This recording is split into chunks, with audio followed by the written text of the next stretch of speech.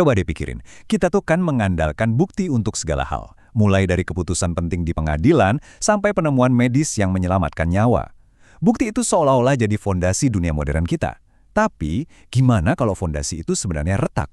Gimana kalau gagasan kita tentang kepastian yang kokoh ternyata cuma ilusi? Bayangin deh situasinya, tahun 2010, sebuah gunung berapi di Islandia meletus dan langsung melumpuhkan seluruh Eropa dengan awan abu raksasa. Ratusan ribu penerbangan dibatalkan.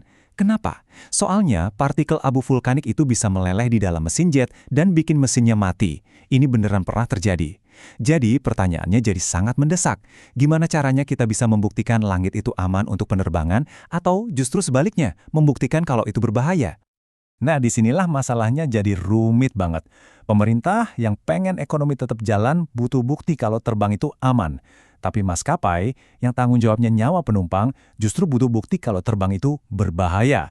Mereka sama-sama melihat awan abu yang sama, tapi mencari kebenaran yang total berlawanan. Ini nunjukin kalau bukti itu bukan cuma soal fakta, tapi juga soal apa yang dipertaruhkan. Kejadian ini membuka pertanyaan yang jauh lebih dalam. Seluruh dunia kita kan berjalan di atas bukti. Tapi gimana kalau ide kita soal bukti itu sendiri sebetulnya dibangun di atas sebuah ilusi? Untuk ngerti ilusi ini, yuk kita mundur sedikit ke masa lalu. Ke seorang pengacara muda yang terobsesi banget sama yang namanya bukti sempurna, Abraham Lincoln. Ada satu kata yang terus menghantui pikirannya, demonstrasi. Lincoln ngerasa dia nggak bakal bisa jadi pengacara hebat kalau argumennya nggak bisa sekokoh bukti matematika. Jadi dia melakukan sesuatu yang luar biasa. Dia belajar sampai menguasai elemen karya Euclides, sebuah kitab geometri kuno, cuma demi belajar cara membangun argumen yang nggak bisa dibantah. Dia lagi berburu kepastian yang mutlak. Nah, inilah impiannya, bukti ala Euclides. Jadi Anda mulai dari kebenaran yang paling dasar dan nggak bisa diganggu-gugat. Ini namanya aksioma, kayak garis lurus adalah jarak terpendek. Lalu dari situ Anda membangun kebenaran-kebenaran lain yang lebih kompleks, bata demi bata. Selama ribuan tahun, ini dianggap standar emasnya bukti. Tapi, apa yang terjadi kalau logika yang kelihatannya sempurna ini justru melahirkan monster? Impian tentang kepastian yang sempurna ala Euclides ini mulai retak waktu logika itu sendiri melahirkan monster. Hasil yang secara matematis benar, tapi rasanya aneh banget dan bertentangan sama intuisi kita sebagai manusia. Coba deh ikutin teka-teki ini. Namanya masalah Monty Hall. Anda pilih satu dari 3 pintu. Di belakangnya ada mobil atau kambing. Terus pembawa acara yang tahu di mana mobilnya, ngebuka satu pintu lain dan isinya kambing. Sekarang dia nanya, Anda mau tetap sama pilihan awal atau pindah ke pintu terakhir yang masih tertutup? Intuisi kita pasti teriak, ya 50-50 nggak ada bedanya. Tapi intuisi kita salah besar. Secara matematis Anda harus selalu pindah. Itu bisa melipat gandakan peluang Anda untuk menang. Buktinya tuh jelas banget, tapi orang-orang nolak mentah-mentah. Waktu seorang kolumnis bernama Marilyn Vos Savant, yang kebetulan adalah wanita dengan IQ tertinggi di dunia, menjelaskan jawaban yang benar ini, dia dapat sekitar 10.000 surat kemarahan. Dan banyak dari surat itu datang dari orang-orang bergelar PhD matematika yang ngotot bilang dia salah. Ini nunjukin betapa kuatnya intuisi kita, bahkan saat logika udah jelas-jelas bilang kita keliru. Bahkan para jenius pun bisa kejebak.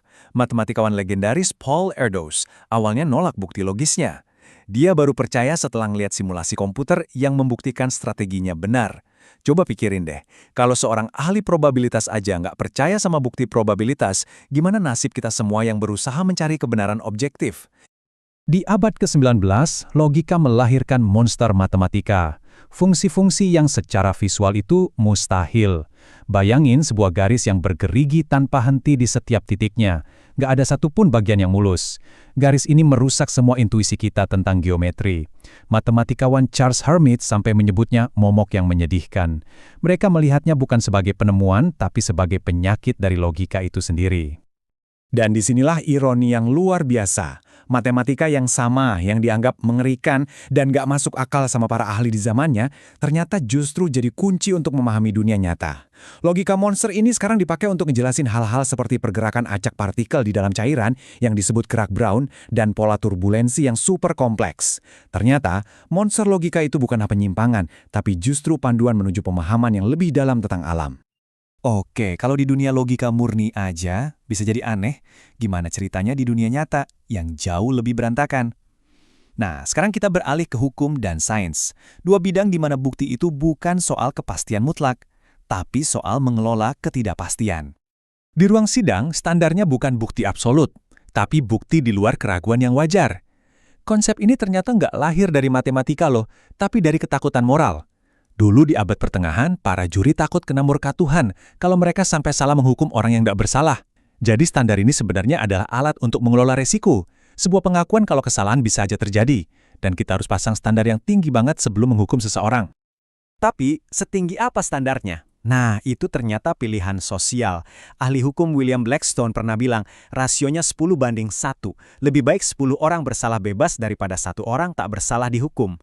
Tapi lihat deh, di Tiongkok tahun 1930-an, rasionya kebalik. Lebih baik 100 orang tak bersalah mati daripada satu musuh negara lolos. Ini bukti nyata kalau bukti itu dibentuk oleh nilai-nilai budaya kita, bukan oleh kebenaran yang mutlak. Prinsip yang sama juga berlaku di dunia sains. Waktu wabah Ebola tahun 2015, para ilmuwan berpacu dengan waktu buat nguji vaksin. Masalahnya, wabah keburu mereda, jadi metode standar emas penelitian jadi nggak mungkin berhasil. Terus gimana? Ya mereka beradaptasi. Mereka menciptakan desain uji coba baru yang disebut vaksinasi cincin. Sebuah solusi cerdas yang lahir karena keadaan darurat.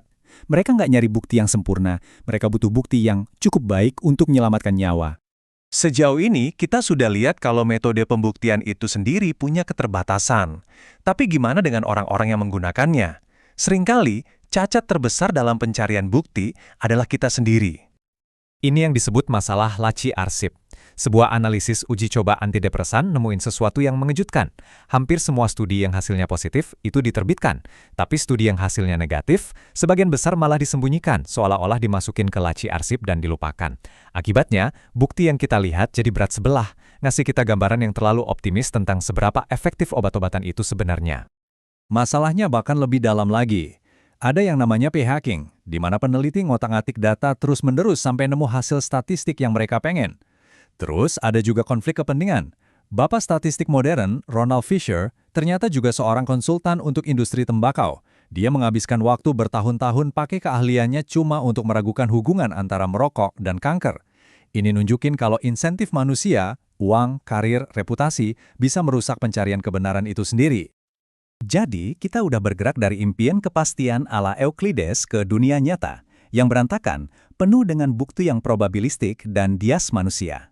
Nah, sekarang kita memasuki sebuah era baru, di mana tantangan terbesar bagi konsep bukti mungkin datang dari mesin yang kita ciptakan sendiri. Pada tahun 2016, dunia permainan Go diguncang.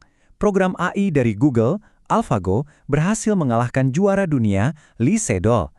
Momen yang paling menentukan terjadi di game kedua, dengan langkah 37. Itu adalah sebuah langkah yang aneh banget, sangat nggak biasa. Sampai-sampai para komentator awalnya ngira itu cuma kesalahan.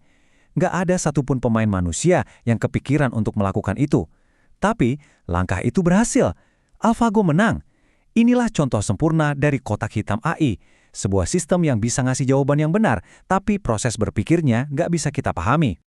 Seperti yang dikatakan oleh juara Go Eropa Van Hui, itu bukan langkah manusia. AlphaGo bukan cuma bermain lebih baik dari manusia. Ia bermain dengan cara yang berbeda. Logikanya terasa asing. Mesin itu menemukan kebenaran, yaitu langkah kemenangan, tapi ia melakukannya dengan cara yang nggak bisa kita ikuti atau kita mengerti. Nah, ini membawa kita ke pertanyaan terakhir. Kita mulai perjalanan ini dengan impian Lincoln akan bukti yang bisa didemonstrasikan. Sebuah argumen jernih yang bisa diikuti oleh siapa saja. Dan kita berakhir di sini, dengan sebuah mesin yang menemukan kebenaran tapi nggak bisa menjelaskan caranya. Jadi pertanyaan untuk kita semua, kalau sebuah AI memberikan kita jawaban yang benar, tapi kita nggak ngerti logikanya, apakah itu masih bisa kita sebut sebagai bukti?